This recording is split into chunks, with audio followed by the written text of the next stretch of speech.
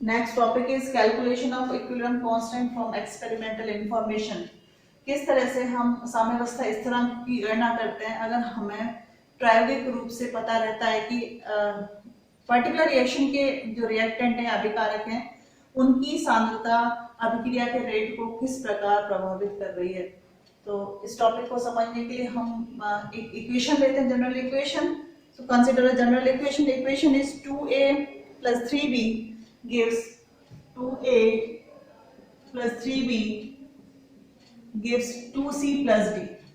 ठीक है, ये कोई अभिक्रिया है, जनरल रिएक्शन है जिसमें a के 2 मोल b के 3 मोल से रिएक्ट कर रहे हैं और दो मोल c के में आपको मिल रहा है और 1 मोल d का मिल रहा है। तो इसके लिए आप k की वैल्यू, इक्विलिब्रियम कांस्टेंट की वैल्यू आप किस तरह से दे सकते हैं, k equal to c square d upon a square और b का क्यूब। तो अगर रिएक्शन सपोज रिएक्टेंट और प्रोडक्ट लिक्विड है तो हम क्या लेंगे, कंसंट्रेशन। और अगर हमारे रिएक्टेंट और प्रोडक्ट गैसेस हैं तो उस केस में Kc की जगह हम Kp लेंगे। उस केस में हम लिखेंगे Pc square Pd square and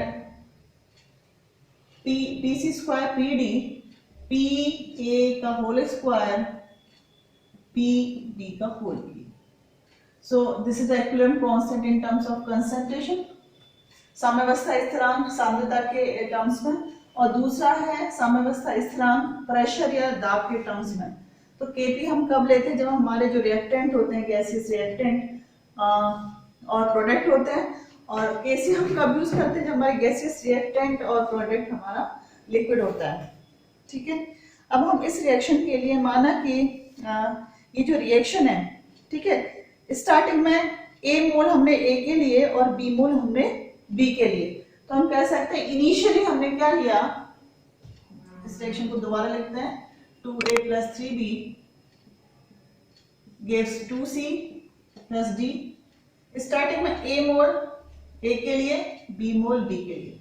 हालांकि जो रिएक्शन है उसकी स्टोइकोमेट्री क्या बताती है कि 2 मोल A plus 3 mole B react करके 2 मोल C दे रहे हैं और 1 मोल D दे रहा है। शुरू में A की जो सांद्रता है वो A मोल्स पर लीटर है, B की जो सांद्रता है, कंसंट्रेशन है, वो कितनी है, B मोल्स पर लीटर है। क्योंकि इनिशियली में आपके रिएक्टेंट ही हम कह सकते हैं प्रारंभिक अवस्था में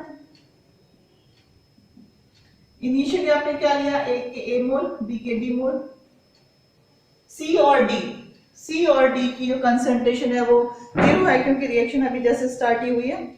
जब रिएक्शन स्टार्ट हो जाती है तो हम क्या मानते हैं कि x mole of A react at equilibrium, इसमें से x मोल जो है वो A के रिएक्ट कर जाते हैं। ठीक है, तो क्या होगी, कंसंट्रेशन A माइनस एक्स। तो इक्विलिब्रियम पर हमारी सिचुएशन क्या होगी, इसमें से A mole react, x mole react किए, A में से A माइनस एक्स। ठीक है, इसी तरह से B में से कितना पार्ट रिएक्ट करेगा, it is given as B minus 3/2x,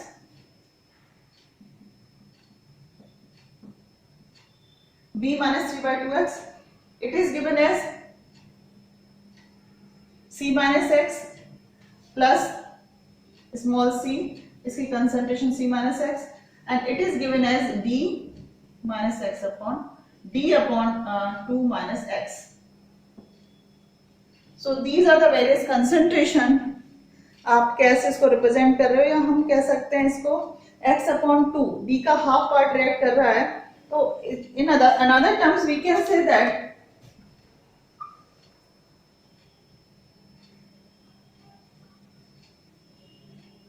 A का आपको कितना मिला,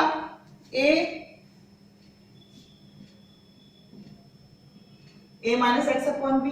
यहाँ पर जो B है टोटल वॉल्यूम,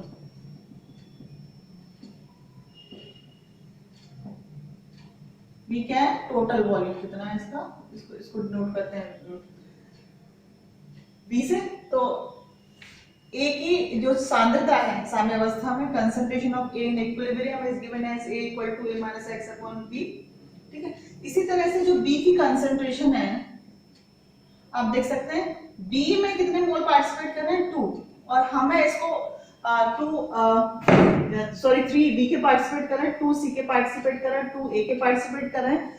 आप इसको फ्रैक्शन में लिख के आप इसको सिंपल टर्म्स में लिखना चाहें तो हम कह सकते हैं कि बी के कितने मोल रिएक्ट हुए एट इक्विलिब्रियम पर, b equal to b minus 3/2, so it is written as b minus 3/2 x upon b। तो साम्यावस्था पर b के मोल कितना रिएक्ट हुए, b minus 3/2 upon x upon b, c x upon v, c का कितना है x upon b और d x upon 2। ठीक, अब ये सारी टर्म्स कैसे आए हम आप एक बार सुने इसको अच्छी तरह से। ये इक्वेशन है 2a + 3b 2c + d। इसके लिए हमने इक्विलिब्रियम कांस्टेंट दिया k c = c², क्योंकि ये पावर है c की पावर 2 के c के सामने क्या है 2, इसलिए हम c² रखेंगे d upon a² into b³। ये सारी की सारी टर्म्स ब्रैकेट में है। ब्रैकेट के अंदर क्या रिप्रेजेंट कर रहा है ब्रैकेट, ब्रैकेट मतलब एक्टिविटी, एक्टिविटी मींस कंसंट्रेशन जो है मोल्स पर लीटर में। ठीक है, जो टोटल वॉल्यूम है सॉल्यूशन का वो B है।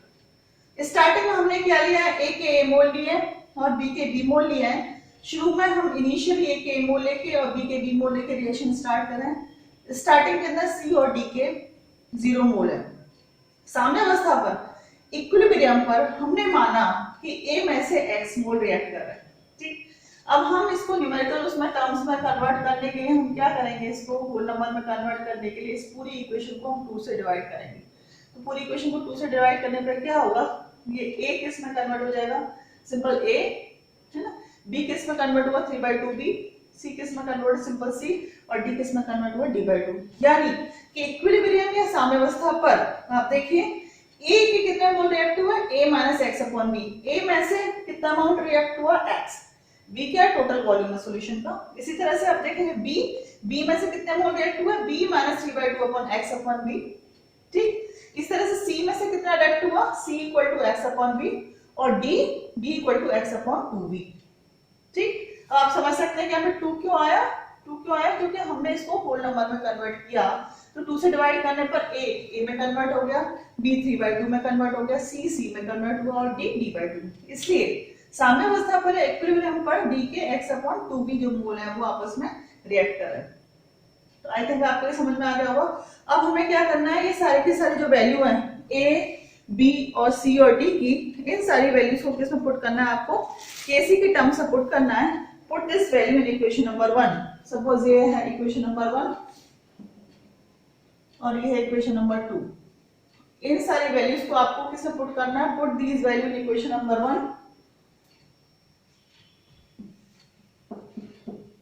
put these values in equation number 1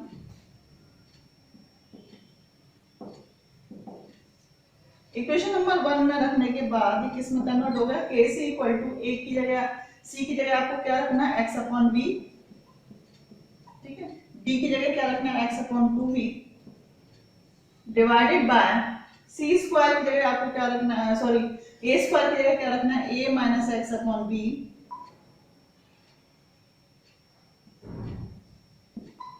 और b की जगह क्या रखना है, b - 3/2 x upon b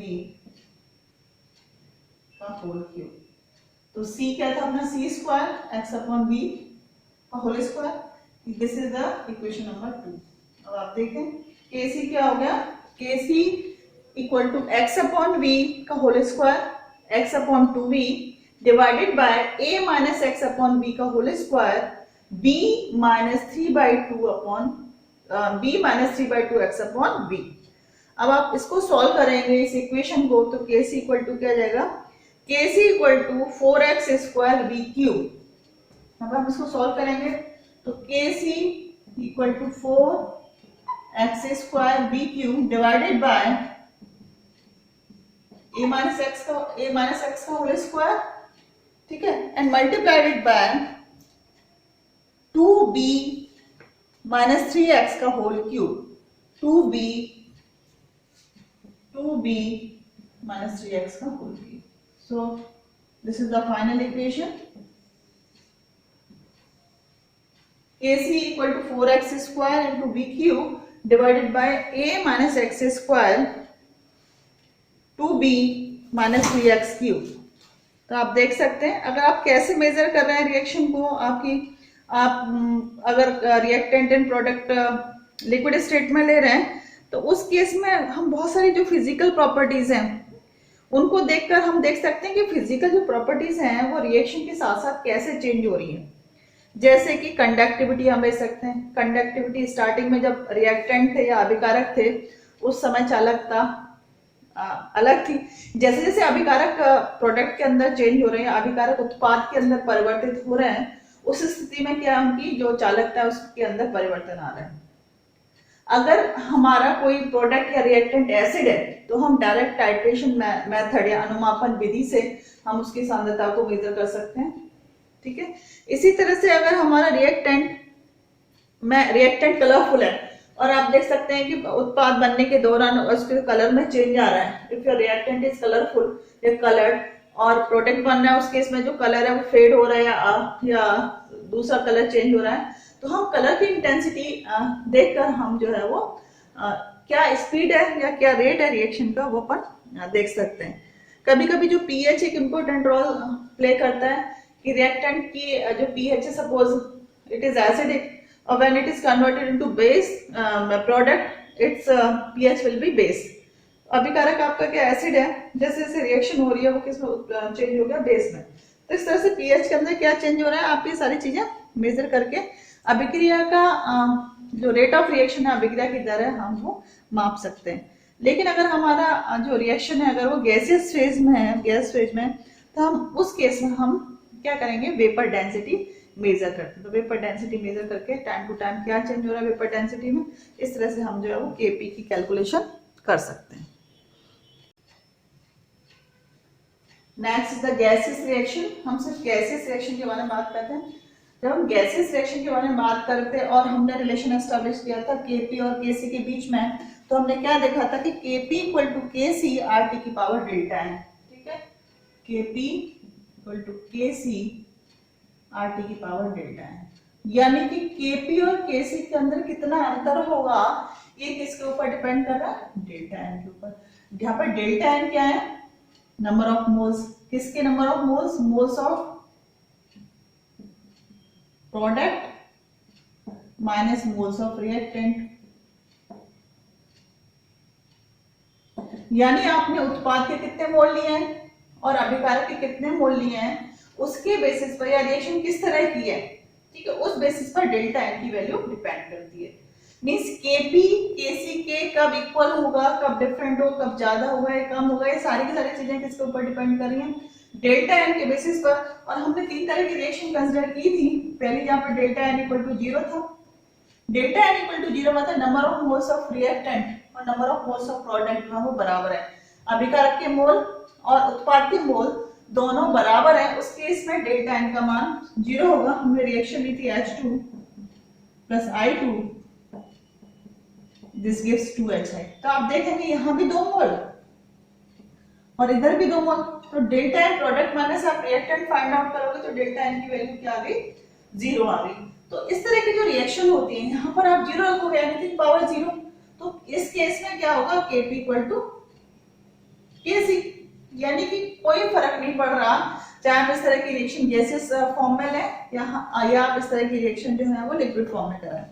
second case ये था if delta n is greater than 0। ठीक है, डेल्टा एन की जो वैल्यू थी वो 0 से ज्यादा है। उस ये कौन सा केस होगा, जब आप देख सकते हैं number of product molecule is greater then number of reactant. इसका एग्जांपल हमने क्या लिया था कि 2SO3 gas is converted into 2SO2 plus O2। तो यहाँ पे आप देखें नंबर ऑफ मोल 3 है, यहाँ पर नंबर ऑफ मोल 2 है, तो डेल्टा एन की वैल्यू क्या होगी, delta n is greater than 0। इस केस में Kp और Kc इक्वल नहीं है। तीसरा केस जो हमने लिया था delta n is less than 0, इस केस में क्या था कि रिएक्टेंट मॉलिक्यूल ज्यादा थे और प्रोडक्ट मॉलिक्यूल कम थे। तो यहाँ पे अभिकारक कितने हैं आप देख सकते हैं 4 उत्पाद के मोल कितने हैं? 2। तो यहाँ पर डेल्टा एन का मान जो है वो 0 से कम है। तो डेल्टा एन कब केपी और केसी के बराबर है, कब ज्यादा है, कब कम है, ये किस बात के ऊपर डिपेंड कर रहा है? यह डिपेंड कर रहा है कि अभिकारक और उत्पाद उसके कितने मोल पार्टिसिपेट कर रहे हैं रिएक्शन के अंदर। ठीक है, तो ये हमने देखा था डिफरेंट टाइप ऑफ रिएक्शंस। अब हम क्या करेंगे, इन सारी रिएक्शंस की यूनिट तो आप देख सकते हैं, यूनिट किसके ऊपर डिपेंड कर रही है? डेल्टा एन वैल्यू के ऊपर डिपेंड कर रही है।